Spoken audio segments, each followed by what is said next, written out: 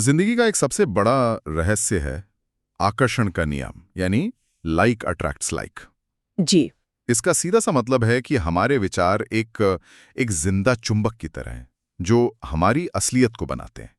हम जिस चीज के बारे में सबसे ज्यादा सोचते हैं उसे अपनी जिंदगी में खींच ही लेते हैं। तो आज हमारी बातचीत का मकसद बिल्कुल साफ है। हमारे पास जो सोर्स है, the secret of the creative process, उसमें बताई गई एक 3 स्टेप वाली प्रक्रिया को हम समझने की कोशिश करेंगे। हाँ, वो प्रक्रिया जिससे कोई भी सिर्फ अपने विचार बदलकर अपना भविष्य बदल सकता है। ये 3 कदम है: मांगना, विश्वास करना और पाना। और ये विचार जितना सरल लगता है उतना ही शक्तिशाली है। मतलब हमारी तकदीर बनाने की ताकत बाहरी हालातों में नहीं, बल्कि हमारे अपने दिमाग के अंदर है। जी बिल्कुल। और आज की चर्चा में हम कुछ असल जिंदगी की, आप कह सकती हैं, हैरान कर देने वाली कहानियों के जरिए ये देखेंगे कि ये प्रक्रिया असल में काम कैसे करती है। तो चलिए इस पर गहराई से बात करते हैं। पहला कदम है मांगना, आस्क। सोर्स कहता है कि आकर्षण का नियम हमारे हर विचार पर प्रतिक्रिया करता है, इसलिए हम क्या चाहते हैं इसे लेकर हमें बिल्कुल साफ होना होगा। सही कहा। लेकिन यहाँ एक सवाल उठता है, क्या मांगने का मतलब सिर्फ किसी चीज की इच्छा करना है, या इससे कुछ ज्यादा है? ये बहुत अच्छा सवाल है, क्योंकि ज्यादातर लोग यहीं पर गलती करते हैं। मांगना सिर्फ एक दबी हुई इच्छा नहीं है, ये ब्रह्मांड को एक स्पष्ट ऑर्डर देने जैसा है। अच्छा। सोचिए, जब आप किसी रेस्टोरेंट में खाना ऑर्डर करते हैं तो आप वेटर को ये नहीं कहते कि शायद मुझे कुछ अच्छा खाना है। नहीं, बिल्कुल नहीं। आप बताते हैं कि आपको कौन सी डिश चाहिए। ये प्रक्रिया भी वैसी ही है। आपको ब्रह्मांड के सामने अपनी इच्छा को लेकर बिल्कुल साफ, सटीक और दृढ़ होना पड़ता है। रेस्टोरेंट वाला उदाहरण बहुत बढ़िया है। मतलब अस्पष्ट ऑर्डर से अस्पष्ट नतीजे ही मिलेंगे। बिल्कुल। इस बात को सिडनी के जॉन परेरा की कहानी बहुत अच्छे से समझाती है। हाँ, उनकी कहानी तो कमाल की है। जॉन की जिंदगी में एक बहुत बुरा दौर चल रहा था।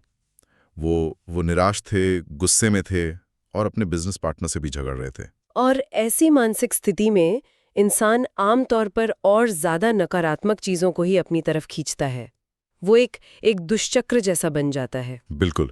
लेकिन फिर उनकी बहन ने उन्हें द सीक्रेट देखने के लिए कहा और वहां से सब कुछ बदलना शुरू हो गया। फिल्म देखने के 2 दिन बाद वो जिम में थे और उन्होंने स्टीवी वंडर के कॉन्सर्ट का एक विज्ञापन देखा। और मजे की बात यह थी कि कॉन्सर्ट की तारीख थी 22 अक्टूबर, जो जॉन का जन्मदिन था। हाँ, जो उनका जन्मदिन था। यहाँ पर एक दिलचस्प मोड़ आता है। ज्यादातर लोग इसे एक अच्छा संयोग मान के भूल जाते। सही कहा, लेकिन जॉन ने ऐसा नहीं किया। उसी पल उन्होंने अपनी बहन को पूरे आत्मविश्वास से कहा, मैं सिर्फ उनसे मिलूंगा ही नहीं, बल्कि मैं उनके साथ स्टेज पर गाना भी गाऊंगा। वाह। जाहिर है सबको लगा कि वो पागल हो गए हैं। मेरा मतलब है, ये सोचना भी कितनी बड़ी बात है। और यही मांगने का असली मतलब है। ये सिर्फ एक इच्छा नहीं थी, ये एक घोषणा थी। एक घोषणा? हाँ, उन्होंने अपने दिमाग को एक ऐसा लक्ष्य दिया जिस पर कोई शक या सवाल नहीं था। मनोवैज्ञानिक रूप से जब आप ऐसी घोषणा करते हैं तो आपका दिमाग पैसिव मोड से एक्टिव मोड में चला जाता है। मतलब वो अब सिर्फ सपने नहीं देख रहा, बल्कि उस लक्ष्य को सच करने के रास्ते तलाश रहा है। बिल्कुल। और यहां से चीजें बहुत तेजी से बदलती हैं। ठीक अगले ही दिन जॉन टीवी देख रहे थे और स्क्रीन पर एक मैसेज आया, स्टीवी वंडर के साथ स्टेज पर लाइव गाने का मौका जीतें। अब कोई इसे महज इत्तेफाक कह सकता है ना? कोई भी कह सकता है। लेकिन सोर्स के नजरिए से देखें तो ये इत्तेफाक नहीं था। जॉन की स्पष्ट मांग ने उन्हें उस अवसर की फ्रीक्वेंसी पर ट्यून कर दिया था। अच्छा। ये कुछ वैसा ही है जैसे जब आप एक लाल रंग की कार खरीदने का फैसला करते हैं तो आपको अचानक सड़कों पर हर जगह लाल कारें दिखने लगती हैं। हाँ, ये तो होता है। कारें तो पहले भी थीं, पर अब आपका ध्यान उन पर है।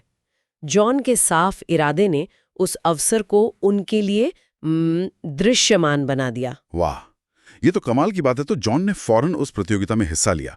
लेकिन असली कहानी तो अब है। फॉर्म भरने के बाद उनका कंप्यूटर क्रैश हो गया।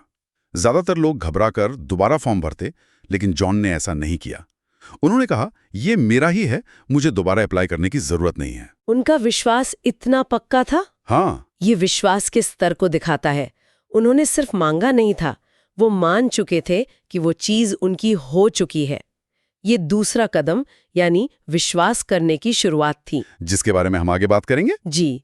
उन्होंने नतीजा आने का इंतजार नहीं किया, उन्होंने नतीजा अपने मन में पहले ही तय कर लिया था। और नतीजा, एक हफ्ते बाद उन्हें फोन आया कि वो नेशनल विनर हैं। कमाल है। और उन्होंने अपने जन्मदिन पर स्टीवी वंडर के साथ स्टेज पर गाना गाया। उनकी वो घोषणा हकीकत बन गई।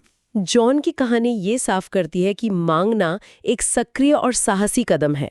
ये ब्रह्मांड की कैटलॉग को देखकर बस ये कहना नहीं है कि ये अच्छा लग रहा है, बल्कि ये पूरे हक से अपना ऑर्डर प्लेस करने जैसा है, इस यकीन के साथ कि वो पूरा होगा। बिल्कुल। ठीक है, तो जॉन ने अपना ऑर्डर तो बड़े जोरदार तरीके से प्लेस कर दिया, लेकिन ये हमें दूसरे और शायद सबसे मुश्किल कदम पर लाता है, विश्वास करना। बिलीव। किसी ऐसी चीज पर यकीन करना जो अभी हुई नहीं है।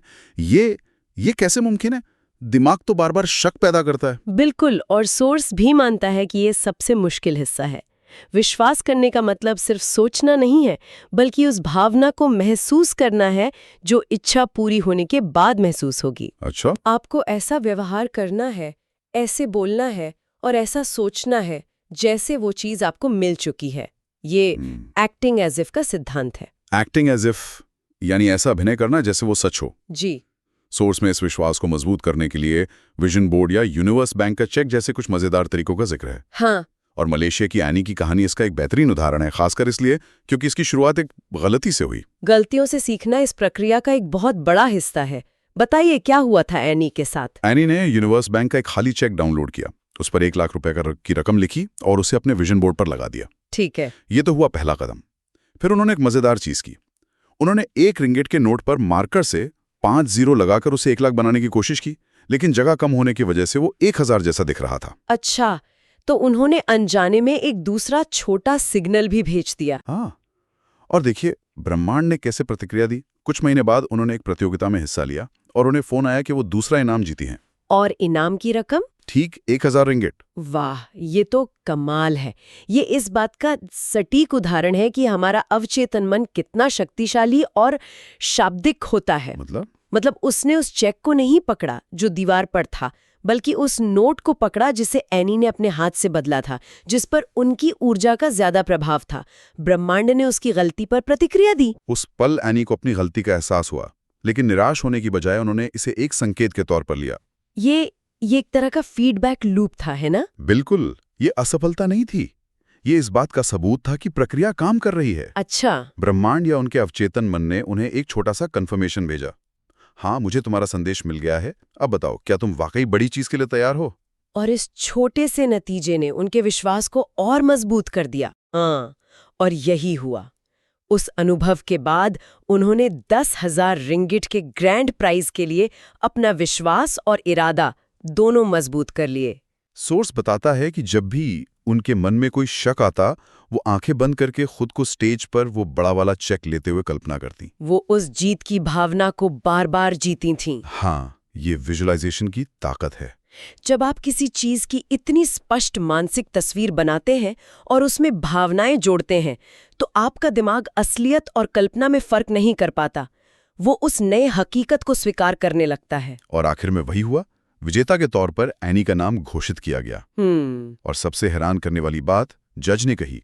उन्होंने एनी से कहा, आप पूरे कमरे में सबसे ज्यादा खुश दिख रही थी, जैसे आपको पहले से ही पता था कि आप जीतने वाली हैं। देखिए, उनका विश्वास सिर्फ एक अंदरूनी एहसास नहीं था, वो एक सक्रिय ऊर्जा, एक वाइब्रेशन बन गया था, जिसे दूसरे लोग भी महसूस कर सकते थे। जज ने उनकी खुशी नहीं, उनके विश्वास को महसूस किया। बिल्कुल। विश्वास करना सिर्फ एक मानसिक खेल नहीं है, ये एक ऐसी ऊर्जा पैदा करना है जो आपके आसपास की दुनिया को प्रभावित करती है। तो मतलब हमारा विश्वास एक तरह की फ्रीक्वेंसी या तरंग है जो बाहरी दुनिया पर असर डालती है। हाँ। और ये बात हमें सीधे तीसरे और आखिरी कदम पर ले आती है, पाना, रिसीव। जी। सोर्स कहता है कि इसके लिए हमें रिसीविंग फ्रीक्वेंसी पर आना होगा, जिसका आसान सा मतलब है अच्छा महसूस करना। पर अच्छा महसूस करने का चीजों को पाने से क्या लेना देना है? इसका सीधा संबंध है। इसे एक रेडियो की तरह समझिए। रेडियो? हाँ, अगर आपको 98.3 FM पर अपना पसंदीदा गाना सुनना है, तो आपको अपने रेडियो को ठीक उसी फ्रीक्वेंसी पर ट्यून करना होगा। अगर आपका रेडियो 95.0 FM पर है, तो आप चाहे कितनी भी कोशिश कर ले, वो गाना नहीं सुन पाएंगे। सही बात है। में आकर्षित करेंगे। लेकिन अगर आप दुख, गुस्से या कमी की फ्रीक्वेंसी पर है, तो आप अच्छी चीजों को पा नहीं सकते। भले ही वो आपके लिए ही क्यों ना हो। बिल्कुल। रेडियो वाला उदाहरण एकदम सटीक है। हाँ मतलब हमें अपनी भावनाओं को उस नतीजे के साथ मिलाना होगा जो हम चाहते हैं। जी। इस बात को मिसिसिपी की मार्टा की कहानी से बेहतर कोई नहीं समझा सकता। मार्टा का प्यारा कुत्ता पोपाय 1 महीने से गायब था। ये किसी भी पालतू जानवर के मालिक के लिए सबसे बुरा सपना होता है। हाँ, और आंकड़े भी उनके खिलाफ थे। कहा जाता है कि अगर कोई पालतू जानवर 3 हफ्ते तक वापस ना मिले तो उसके मिलने की उम्मीद लगभग खत्म हो जाती है। तो जाहिर है मार्टा बहुत दुखी होंगी। बहुत दुखी थी। उसने पोपाय का बिस्तर भी छुपा दिया था, जैसे उसने मान लिया हो कि वो अब कभी वापस नहीं आएगा। यहाँ पर ध्यान देने वाली बात है बिस्तर छुपाने का काम उनकी भावनात्मक स्थिति को दिखाता है। वो नुकसान और कमी की फ्रीक्वेंसी पर थीं।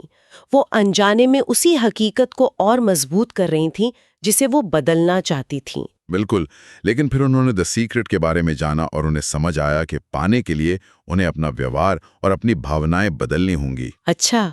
तो उन्होंने एक बहुत मुश्किल लेकिन जरूरी काम किया। उन्होंने पोपाय का बिस्तर वापस बाहर निकाला, उसके लिए नया खाना खरीदा और हर दिन इस बात के लिए धन्यवाद देना शुरू किया कि पोपाय घर वापस आ गया है। ये एक बहुत बड़ा बदलाव है।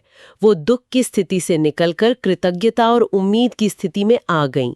उन्होंने अपनी फ्रीक्वेंसी बदल दी। हाँ, उन्होंने नतीजा आने का इंतजार नहीं किया। उन्होंने उस नतीजे की भावना को पहले ही जीना शुरू कर दिया। और फिर जो हुआ उसे चमत्कार ही कह सकते हैं। कुछ ही दिनों बाद उन्हें एक फोन आया, पोपाय मिल गया था। वाओ! लेकिन कहानी यहाँ खत्म नहीं होती। पोपाय मिसिसिपी में नहीं बल्कि टेक्सास में मिला था। यानी सैकड़ों मील दूर। ये तो लगभग नामुमकिन लगता है कि वो वापस कैसे आएगा। यहीं पर ब्रह्मांड का तरीका देखने लायक है। जिस व्यक्ति को पोपाय मिला था वो मार्टा के पिता के घर से सिर्फ 15 मिनट की दूरी पर रहता था। अरे वाह! और इससे भी बड़ी बात ये थी कि मार्टा के पिता पहले से ही टेक्सास से मिसिसिपी आने की तैयारी कर रहे थे। तो वो पोपाय को अपने साथ ले आए? हाँ, वो पोपाय को अपने साथ ले आए। ये भावनात्मक तालमेल का एक शानदार उदाहरण है। मार्टा ने कैसे की चिंता छोड़ दी। उन्होंने ये नहीं सोचा कि पोपाय इतनी दूर से कैसे आएगा। बिल्कुल, उनका काम सिर्फ अपनी भावनात्मक स्थिति को बदलना था। और जब उन्होंने ऐसा किया तो ब्रह्मांड ने वो सारे रास्ते और संयोग बना दिए जिसकी उन्होंने कल्पना भी नहीं की थी। ये कहानी इस बात का सबसे अच्छा सबूत है कि हमारा काम क्या और क्यों तय करना है, कैसे नहीं। कैसे का काम ब्रह्मांड का है। तो इन तीनों कहानियों और इस पूरी चर्चा का सार क्या निकलता है? पहला, मांगना। जॉन भी तरह हमें जो चाहिए उसे लेकर बिल्कुल साफ और सटीक होना होगा, कोई अस्पष्टता नहीं। जी। दूसरा, विश्वास करना। एनी की तरह शक को परे रखकर उस चीज के मिल जाने की भावना में जीना होगा, अभिनय करना होगा जैसे वो हकीकत है। बिल्कुल। और तीसरा, पाना। मार्टा की तरह हमें अपनी भावनाओं को बदलना होगा। दुख और कमी की बजाय कृतज्ञता और खुशी की फ्रीक्वेंसी पर रहना होगा। सही। सोर्स का एक वाक्य है जो इस पूरी बात को समेट देता है, आज अपने विचार बदलो और तुम अपनी जिंदगी हमेशा के लिए बदल दोगे। इस चर्चा के अंत में मैं सुनने वालों के लिए एक सवाल छोड़ना चाहती हूँ। जरूर। हमने जो कहानियां सुनी वो सब बड़ी जिंदगी बदल देने वाली घटनाओं के बारे में थी। कॉन्सर्ट में गाना, बड़ा इनाम जीतना, खोया हुआ पालतू जानवर मिलना। हाँ, सब बड़ी बातें थी। पर क्या ये प्रक्रिया रोजमर्रा की छोटी छोटी चीजों में भी उतनी ही शक्तिशाली हो सकती है? अगर कोई इंसान अपने दिन के हर पल में, ट्रैफिक में फंसने पर, किसी मुश्किल मीटिंग में या एक आम बातचीत में इन 3 कदमों का इस्तेमाल करना शुरू कर दे तो उसकी जिंदगी पर क्या असर पड़ सकता है? बहुत ही दिलचस्प सवाल है। और इसी विचार के साथ हम आज की चर्चा को यहीं रोकते हैं। हमारी अगली बातचीत में हम जानेंगे समृद्धि और दौलत का रहस्य। जुड़ने के लिए धन्यवाद।